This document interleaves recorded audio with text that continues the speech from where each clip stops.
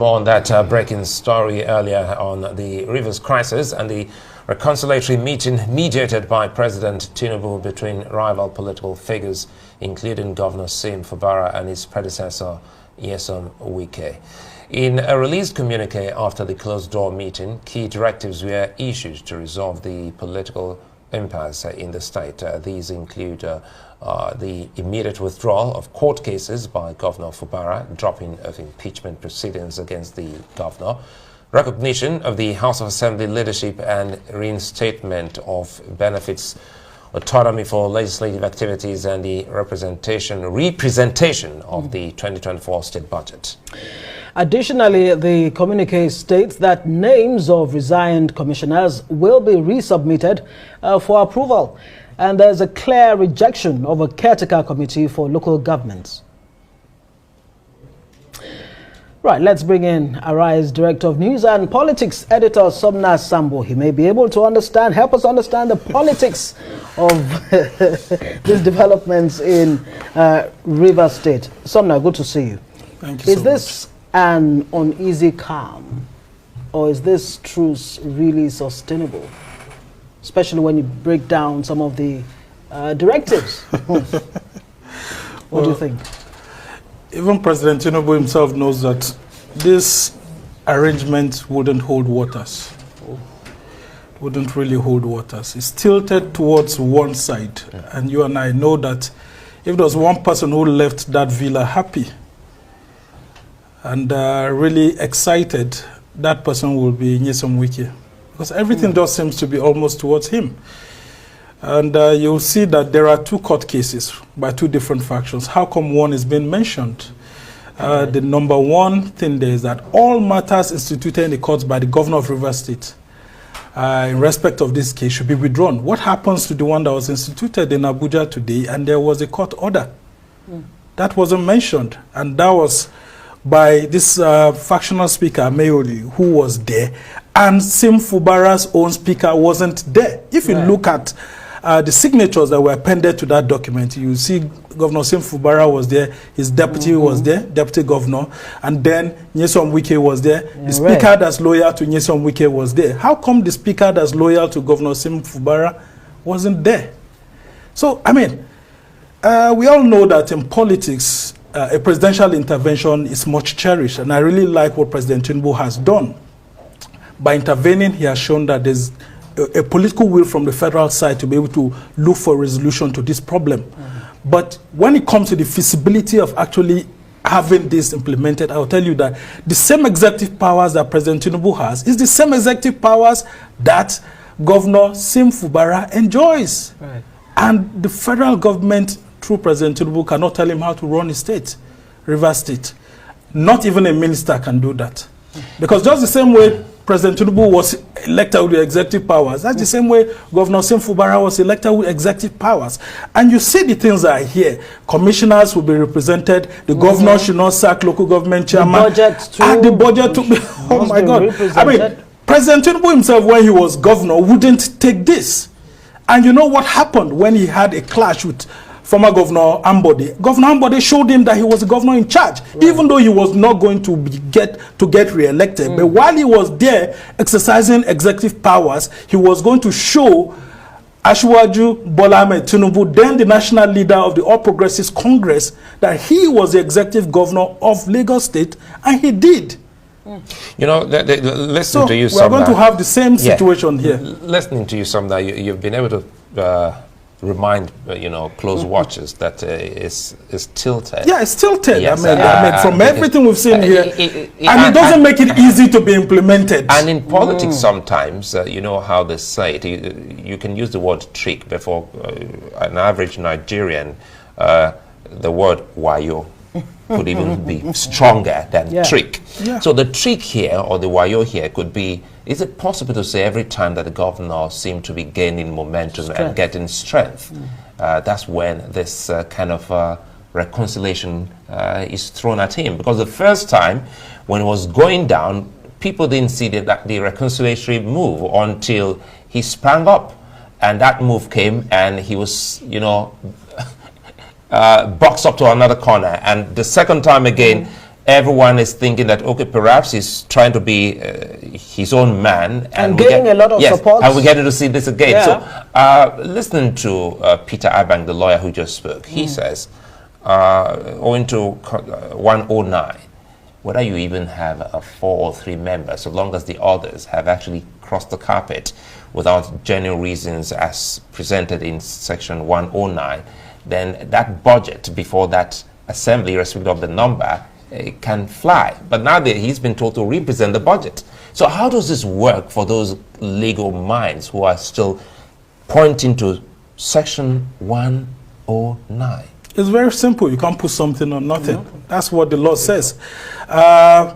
In this instance, we've seen this situation coming to the fore and the laws of the land are not being obeyed.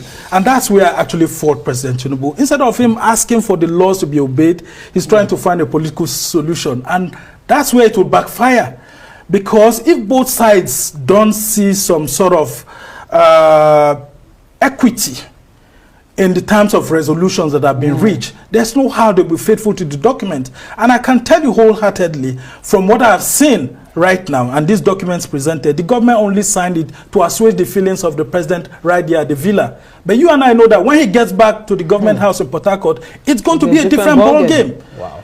And all this, I mean, some of the things that are happening, yes, I understand Nyesom Wike's travels, the pains he feels, but he also understands the powers of the executive governor. And the powers here is that whoever is elected by the people has the right to exercise the powers given to him by the people, and having been not a by governor, someone. Having been a governor, Wike would he have accepted? He would never have tolerated this situation. He would never have tolerated this, and that's why we are saying that, irrespective of the president's intervention, I think that what would happen in this instance is for these cases to be allowed to go through the judicial system. Right. And in this instance, when you have these 27 lawmakers who claim to have defected to the APC, did you see Tony Okocha's signature there? He's the caretaker committee chairman for the APC in Rivers State, although in a controversial manner. And he signed here. And now you see that the PDP too signed there. So at this instance now, you would have heard Tony Okocha saying that they are preparing ground for Wike to come and be the party leader of APC. I can say it clearly, like I mentioned earlier, is that APC is looking for Rivers State and Kano State ahead of 2027 by all means. That's why President Tinubu cannot stand on the law and tell Wike to hands off and let the rule of law prevail. And that's because Wike is doing him a political favor. Speaking of hands in hand, he needs to allow the rule of law to prevail. I mean, look at, 7 there. The names of all commissioners in the Rivers State Executive Council who resigned, their appointments should be resubmitted. In addition to that, to the assembly, so that they can get reappointed. Yeah, how feasible? This way, the people imposed on the governor by Nyesom Wike. So you are forcing the governor to still continue to work with people who don't even believe in his own ideologies. Shouldn't the president be his own man? If the president is his own man, why can't a governor be his own man? Is it a recipe for disaster? What's going on? No, I mean, it just tells you, even in Ondo, the president tried this, and there were things that were not acceded to. In addition to what I just read out, that's item 7. In addition to that, item 5 says the Rivers State House of Assembly shall choose where they want to sit and conduct their legislative business without interference and or hindrance from the executive arm of government.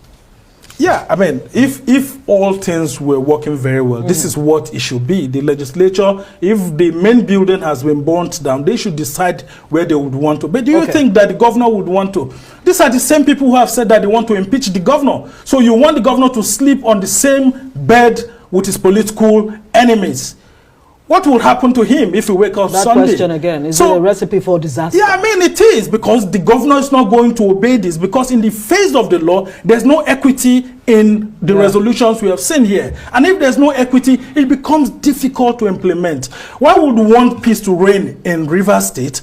Nyesom Wike also feels pained that he sponsored someone to get in there politically. But you cannot mix politics and the law. Let's see if our producers can bring in number 3 in that communique again. And I want you to speak to number 3, because number 3 looks like the big the stumbling block. Yeah. The leadership of the Rivers State House of Assembly, as led by Right Honorable Martin Amewule, shall be recognized. Alongside the 27 members who resigned from the PDP. These are people who said they have resigned. They waved the flags of APC. You saw them there. I mean, the handy flag of APC. They were all waving it. Yep. I mean, that's all of them. So are you asking them to come back to the People's Democratic Party, which they don't believe in, which gave them tickets, and they rejected, where people gathered and voted for them on this platform, and they stood on the platform there in the House and said they were ditching this party? So how do you expect, how feasible is that? But I mean, these are some of the... In politics, nothing remains... I mean, there's no constant, right? Yeah. Permanent. Not in all times. There are some things that are pretty difficult, because in this instance now, the House of Assembly is going to be... Well, if they had settled for a neutral person, not Edison Ehie or Martin Amewule, it would have been a little easier. But for you to bring this person back, and this person has confessed with his mouth that he is a loyalist of Nyesom Wike, wouldn't you be afraid that this man will sponsor a bill against you or sponsor an impeachment against you? So it becomes a little bit difficult. That's why I said it looks like APC's decision to actually have Rivers State in 2027 in the kitty is making President Tinubu not to see clearly that the rule of law is being violated here, that the president is intervening to bring a political solution, but that political solution seems to be tilted towards his own minister. And of course, a governor who has executive powers would want to assert himself. They can sign this 100 times, but when it comes to implementation, that's what I'm saying. How easy would it be? If the governor agrees, will his political loyalists agree? And you would have heard Rivers State elders all coming and saying that, look, we don't want this to happen. Do you think that if he takes this communique or resolution back to them, that they will endorse it? I mean, it will be terribly difficult to be endorsed. But we salute the peace moves of President Tinubu, and it's welcome. But I think there should be a follow-up meeting to this. This will be difficult. We'll stay on this. Somna Sam, I would like to thank you for your time. And if you missed out on that, you can actually get to our website.